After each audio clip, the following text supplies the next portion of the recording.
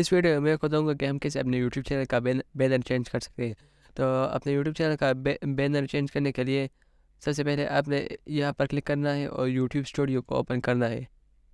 YouTube studio open करने के बाद यहाँ पर थोड़ा नीचे स्क्रॉल करें और यहाँ पर कस्टमाइजेशन पर क्लिक करें और यहाँ पर ब्रांडिंग पर क्लिक करें और इसके बाद इस चेंज पर क्लिक करें। अब मैं यहाँ से मैंने ये दूसरा बैनर बनाया है, अब मैं इसको यहाँ लाऊंगा।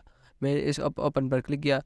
इस विजुअल ऑन टीवी, इसका मतलब है कि टीवी पर ये ऐसा शो होगा, डेस्कटॉप पर ये ऐसा शो होगा और अगर मैं इस पर क्लिक करूँगा तो ऑल डिवाइसेस पर ये ऐसा शो होगा। तो मैं कहता हूँ कि इस पर ठीक है कि ऑल डिवाइसेस पर ऐसा शो हो जाए और इस डन पर क्लिक करें और इस पब्लिश पर क्लिक करें। तो अभी कुछ ही सेकंड्स में मेरे यूट्यूब चैनल का बैनर चेंज हो जाएगा। अब मैं गो टू चैनल इस पर क्लिक करूँगा।